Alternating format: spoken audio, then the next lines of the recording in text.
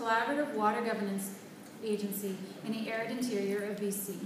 She received a PhD in population biology at the University of California, Davis. Dr. Sears is passionate about using science to solve real-world problems and building bridges with community stakeholders.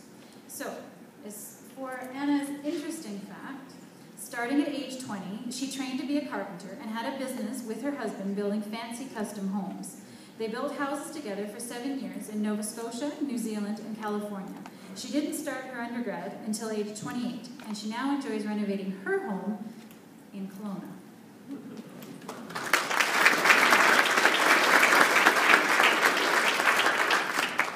Wow. Now for something completely different, I was asked to give a presentation on the Okanagan Water Supply and Demand Project as a way of welcoming you all to Penticton and to the Okanagan Valley and getting your feet wet here. But the big context here is, again, sustainability, as we talked about earlier, and how do you work with sustainability when you are under the influence of so much change. So the way I've been thinking about it is kind of redefining things. So you think of sustainability as having the kind of plans and processes in place that let you move forward to plan before something happens. In this spirit, a whole group of us came together and started this water supply assessment 6 or 7 years ago, and have been trying to have the goals of having water decisions made based on science and to be able to have some expectation of what's coming for climate change. Water problems aren't new to the Okanagan. Really, there's been supply issues ever since irrigated agriculture came into the valley. Originally, what people were trying to do would be to build more reservoirs, build bigger pipes, basically have a supply-side infrastructure approach to the solution. The problem with that is that it really costs a lot of money, it's difficult to keep up with, and we don't really know how to plan well with change. And so what the other more sophisticated approach is to do a better job with management in general. So that's the road that we've been going along. And it's not just climate change that we're talking about. We're talking about change in development patterns. We're talking about population growth. And overall, there's a sort of sense of foreboding that you hear in the community. People want to know what's a real concern, what should we move on, and where we should be placing our energy. I use this slide because just to make the point that climate change is affecting everywhere in Canada. This is the best data that I've seen for the impacts of climate change. It's from the Insurance Bureau of Canada, showing how water-related claims are going up. So the Okanagan is just part of what's going on in BC, and BC is part of what's going on in Canada. This is my Nature is a Tough Mother slide. This is really what kicked off the water supply and demand assessment in the Okanagan. This was the Okanagan Mountain exploding in fire in 2003 and making people really sit up and take notice that, yes, we're going to have to do some planning to get ahead of this. And if you're in BC and you're going to do looking for a pilot area to study water issues, why not come to the Okanagan? Because we have every problem here that you ever want to study. The chart here is the intense variability in our water supply since 1922, and our challenge is to get to that water supply and demand. So what we're trying to do as a group, a really diverse group of agencies and researchers, was to look at how much water we had coming in, where the water was being used in all these different places, and get a geographical context for it. So it was extremely complicated, took a lot of different models, because to look at supply, for example, you have to look at the snowpack, you've got to look at stream flow, you've got to look at aquifers. If you're looking at demand, you have to think about the evaporation off the lakes, evapotranspiration off the hills. You've got to think about the kid who's leaving the tap on while he's brushing his teeth. So a lot of the models had to be made from scratch. Some of them were customized.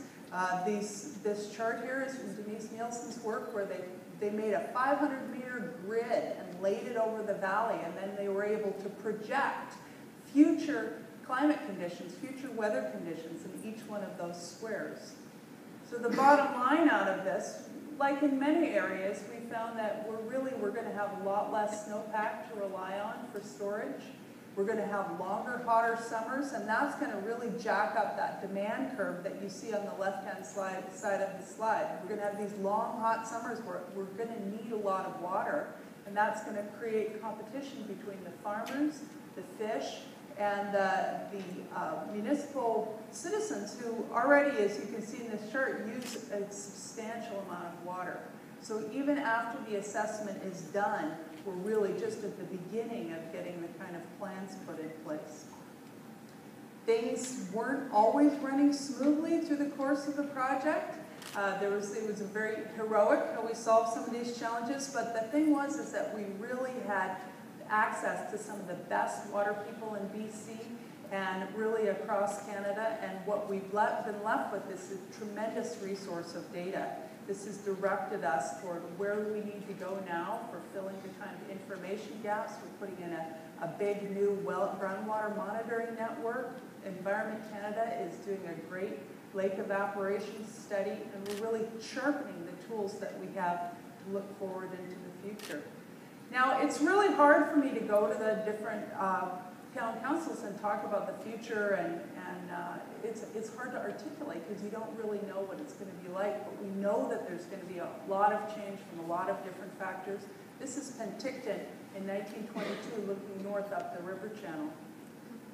So in the end, I wanted to say that the most inspiring thing about the project was getting to work with this incredible group of water scientists and different water folks across the country, the kind of capacity that we have, the human capacity for innovation, and for doing things differently. And I put my blog address up there because I just have a new post that talks more in detail about it, and there's lots of links to the websites and so forth. And I want to thank Daisy and the rest of all of you at BCWWA for inviting us to present on this. Thank you.